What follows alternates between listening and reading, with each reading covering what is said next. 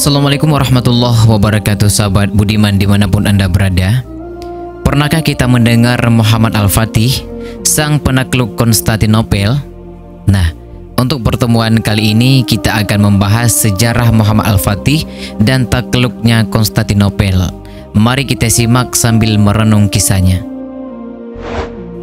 Konstantinopel merupakan suatu kota yang terletak di wilayah Turki dan sekarang kita lebih mengenalnya dengan nama Istanbul.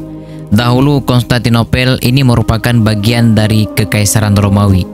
Kota tersebut didirikan oleh Kaisar Konstantinus yaitu pada tahun 324 Masehi dan diresmikan pada tahun 330 Masehi.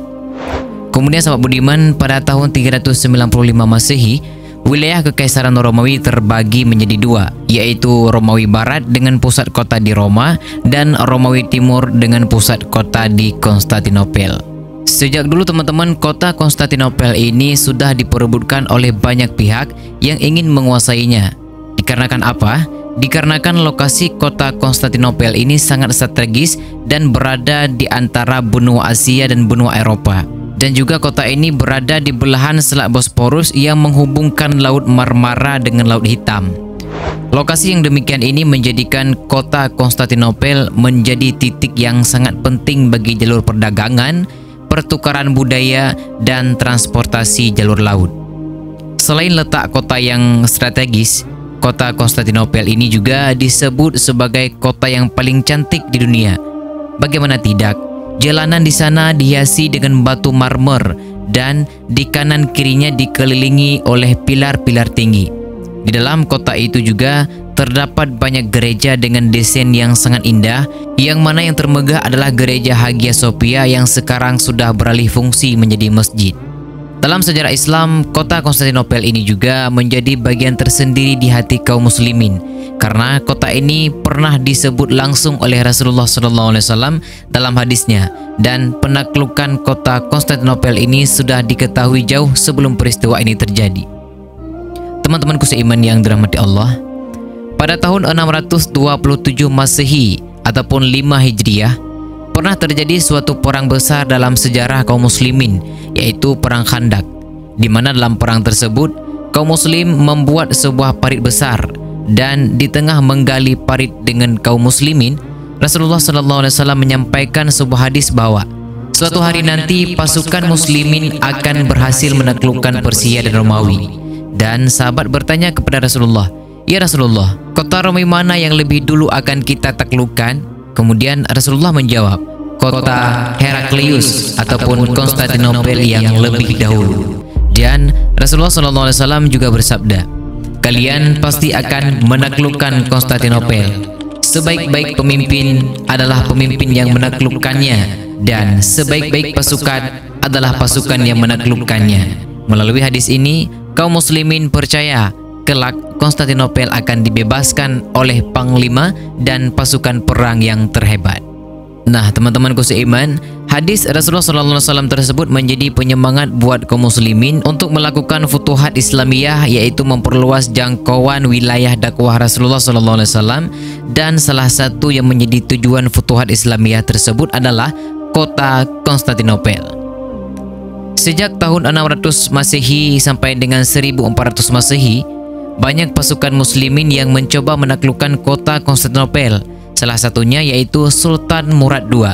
Beliau merupakan pemimpin Kesultanan Turki Utsmani yang sama halnya dengan pasukan muslimin yang lainnya yang mengalami kegagalan dalam menaklukkan benteng kokoh kota Konstantinopel.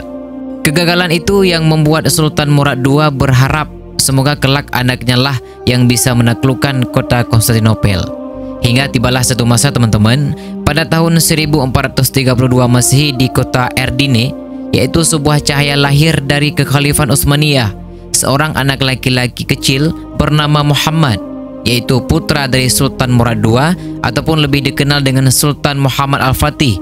Sejak kecil, beliau sudah menyaksikan langsung apa yang sudah dilakukan ayahnya Sultan Murad II dalam upaya menaklukkan kota Konstantinopel. Dan sejak saat itulah beliau mengkaji mengapa usaha ayahnya dalam menaklukkan kota Konstantinopel selalu mengalami kegagalan. Sehingga teman-teman, muncullah keinginan dalam diri Sultan Muhammad Al-Fatih untuk menaklukkan kota Konstantinopel pada suatu hari nanti. Untuk mendukung cita-cita besar tersebut, Sultan Muhammad Al-Fatih dididik oleh para ulama pilihan, diajarkan ilmu syar'i, bahasa asing, strategi militer, hingga seni pemerintahan. Hingga pada suatu hari, sahabat budiman, Sultan Muhammad Al-Fatih diajak oleh gurunya ke Selat Bosporus untuk melihat kota Konstantinopel dari kejauhan, dan mereka melihat keindahan kota dan gereja Hagia Sophia yang sangat megah. Gurunya pun berkata, teman-teman, aku sangat yakin kelak engkaulah yang akan menaklukkan kota itu, dan yang dimaksud oleh Rasulullah SAW dalam hadisnya adalah engkau. Ucapan gurunya tersebut membekas dalam hati Sultan Muhammad Al-Fatih yang membuat dirinya menjadi lebih termotivasi dan semangat dalam belajar demi bisa mencapai cita-cita yang sangat mulia, yaitu membebaskan kota Konstantinopel. Dengan bimbingan ulama besar, sahabat budiman, Sultan Muhammad Al-Fatih tumbuh menjadi orang yang sangat cerdas dan berilmu. Di usia 16 tahun, beliau sudah menguasai banyak bahasa dan beliau juga dikenal sering menjalankan solat-solat sunnah. Ilmu dan ibadah inilah menjadi modal besar bagi Sultan Muhammad Al-Fatih untuk menjadi seorang pemimpin yang baik. Pada tahun 1451 Masehi, Sultan Murad II meninggal dunia, dan sejak saat itulah Sultan Muhammad Al-Fatih naik tahta menjadi Sultan Utsmani pada usia 19 tahun. Banyak pihak yang meragukan kemampuan dari Sultan Muhammad Al-Fatih yang masih dirasa sangat muda dalam memimpin Kesultanan Utsmani. Namun, karena sejak kecil Sultan Al-Fatih sudah dibekali dengan ilmu dan didikan yang disiplin, beliau berhasil menunjukkan kualitas dirinya sebagai seorang sultan. Konstantinopel pada saat itu dipimpin oleh Kaisar Konstantinus XI. Kondisi Konstantinopel pada saat itu sangat susah untuk ditembus dikarenakan Kaisar Konstantinus XI itu juga berusaha mempertahankan Konstantinopel dari pihak-pihak yang ingin menguasainya. Mengingat kota ini merupakan kota yang letaknya sangat strategis untuk jalur perdagangan, pertukaran budaya, dan interior kota yang begitu indah, tentu saja banyak orang yang ingin menaklukkannya. Kaisar Konstantinus XI itu menyiapkan pasukan militer yang kuat, di mana pasukan militer ini menjadi pasukan yang paling dihormati di seluruh dunia. Dikarenakan apa? Dikarenakan sangat berpengalaman di medan perang dan dilengkapi dengan persenjataan tempur yang sangat lengkap. Selain pasukan militer yang sangat kuat, Konstantinopel ini juga memiliki sistem pertahanan yang sangat luar biasa, di mana kota tersebut dikelilingi oleh 3 lapisan benteng raksasa dan juga dikelilingi oleh laut dan bukit yang menjadi benteng pertahanan alami mereka. Itulah yang membuat Konstantinopel tetap kokoh dalam beratus-ratusan tahun dan susah untuk ditembus oleh pihak manapun.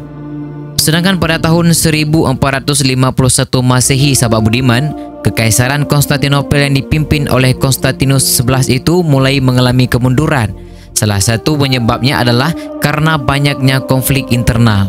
Mengetahui hal itu, Sultan Muhammad Al-Fatih menganggap ini sebagai peluang untuk menaklukkan Konstantinopel dengan tujuan memperluas dakwah Islam dan memperluas Kesultanan Utsmani ini. Sultan Muhammad Al-Fatih terus memperkuat doa dan ibadahnya agar Allah Subhanahu wa taala memperkenankan memilih beliau sebagai orang yang membebaskan Konstantinopel. Ia mulai menyusun rencana, ia memanggil para arsitek, insinyur, para ulama, dan juga para jenderal-jenderal. Dan pada saat itulah, sahabat budiman, beliau mulai membentuk pasukan sebanyak 7.000 orang yang diberikan pelatihan fisik, bimbingan Al-Quran dan hadis, dan setengah dari mereka melakukan sholat tahajud secara rutin. Sultan Muhammad Al-Fatih melakukan hal itu karena teringat beliau tentang hadis Rasulullah SAW, yaitu yang akan berhasil menaklukkan Konstantinopel bukan hanya pemimpin yang terbaik, tapi juga pasukan yang terhebat. Setelah memperkuat pondasi keimanan dalam diri pasukannya, Sultan Muhammad Al-Fatih langsung menyusun strategi peperangan. Beliau tahu betul bahwa sangat susah untuk menaklukkan benteng pertahanan 3 lapis kota Konstantinopel yang tetap berdiri kokoh selama 1123 tahun, meski telah banyak yang ingin meruntuhkannya dari berbagai pasukan di dunia. Akhirnya teman-teman, Sultan Muhammad Al-Fatih memutuskan untuk melakukan strategi yang berbeda yang belum pernah dipakai oleh pasukan manapun, yaitu menutup Selat Bosporus. Karena teman-teman, Selat Bosporus merupakan jalur bantuan ke Konstantinopel. Dengan menutupnya, maka bantuan-bantuan dari negara luar tidak bisa masuk ke kota Konstantinopel ini.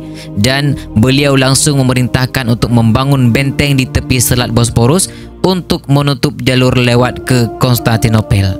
Benteng ini dibangun kurang lebih dalam waktu 4 bulan oleh 5.000 pasukan pada tahun 1452 Masehi. Benteng ini disebut dengan Benteng Rumeli Hisari.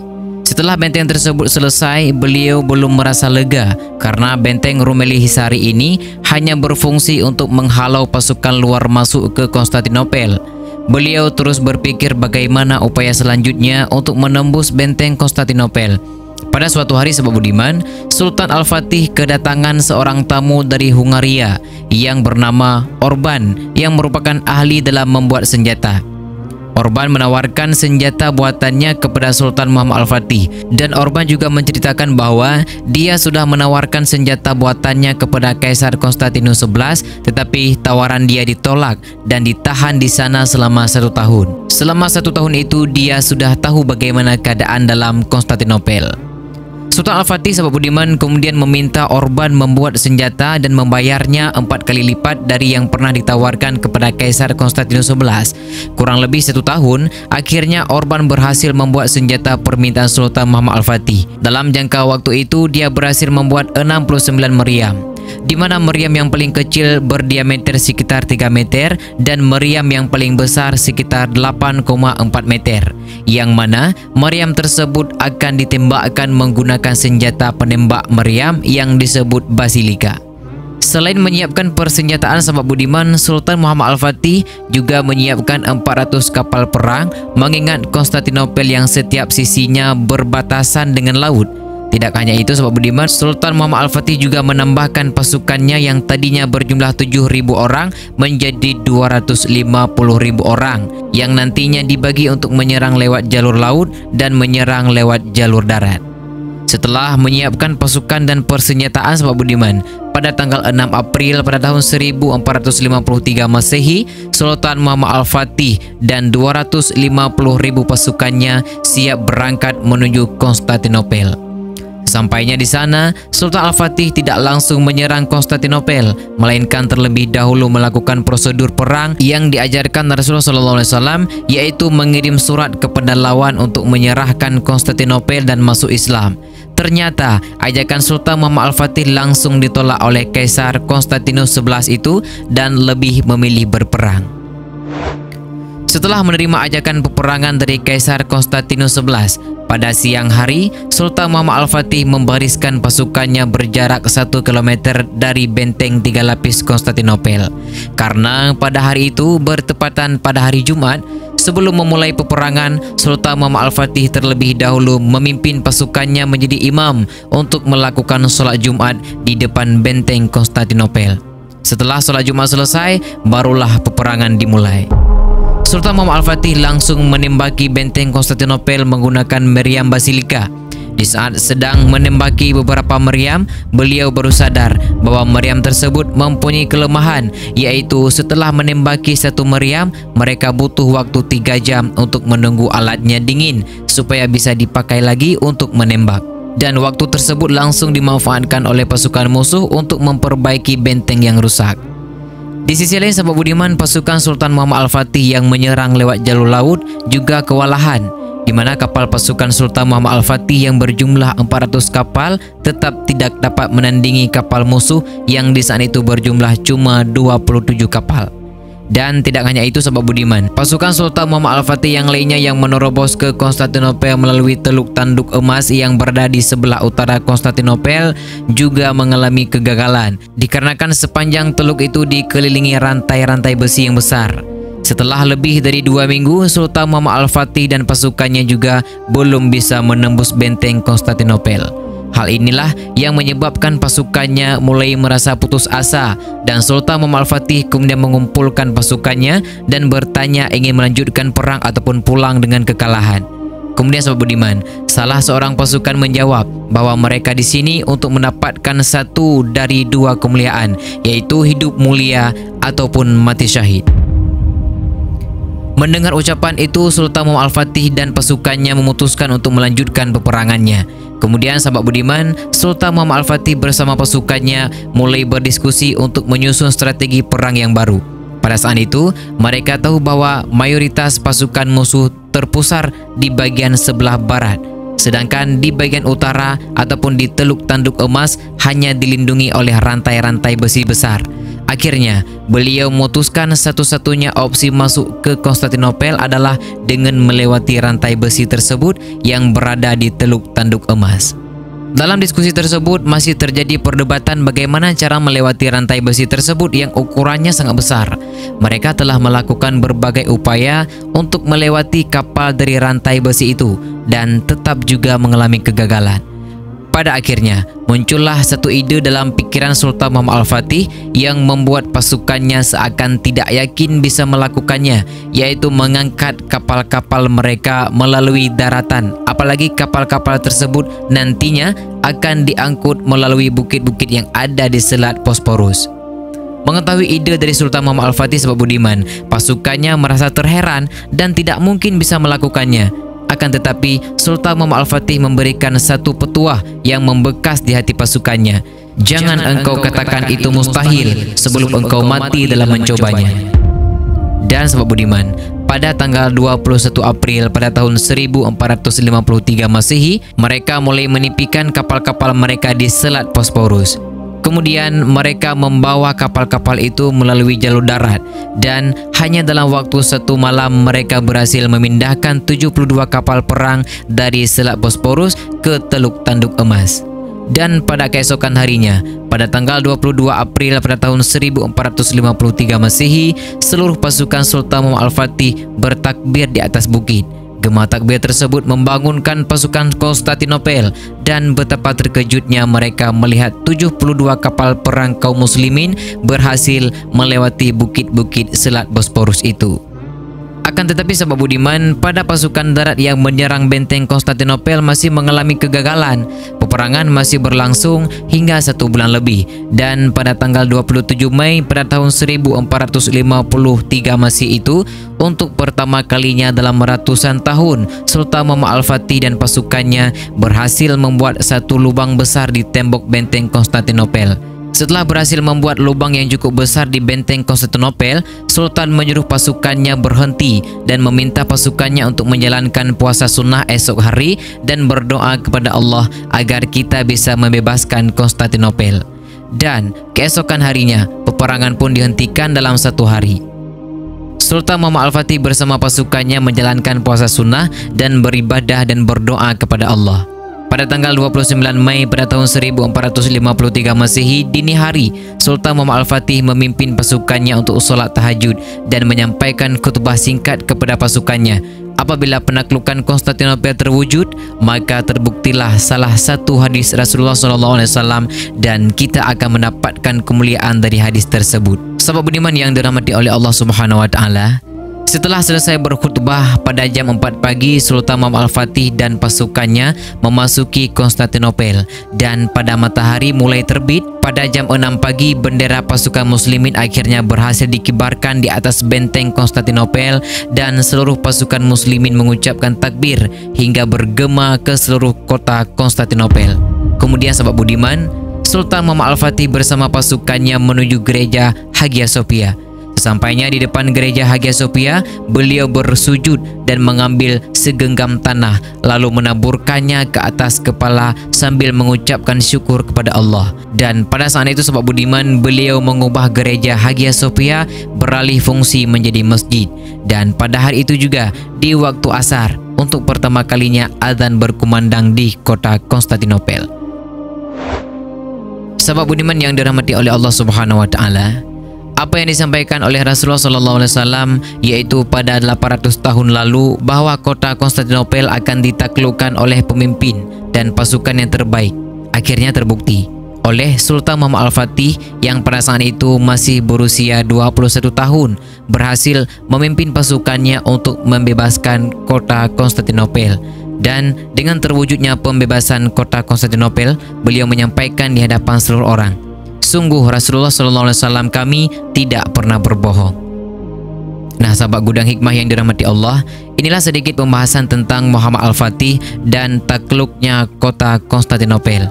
Semoga dari pembahasan ini dapat menambahkan ilmu kepada kita semua tentang sejarah zaman dahulu yang mungkin telah ditelan oleh zaman. Bagi teman-teman yang memiliki kisah lengkap dan panjangnya, silakan tinggalkan komentar di dalam video ini ya, agar kita semua tidak lupa akan kisah-kisah menarik dari sejarah Muhammad Al-Fatih dan takluknya kota Konstantinopel. Wallahu a'lam bishawab. Wassalamualaikum warahmatullahi wabarakatuh.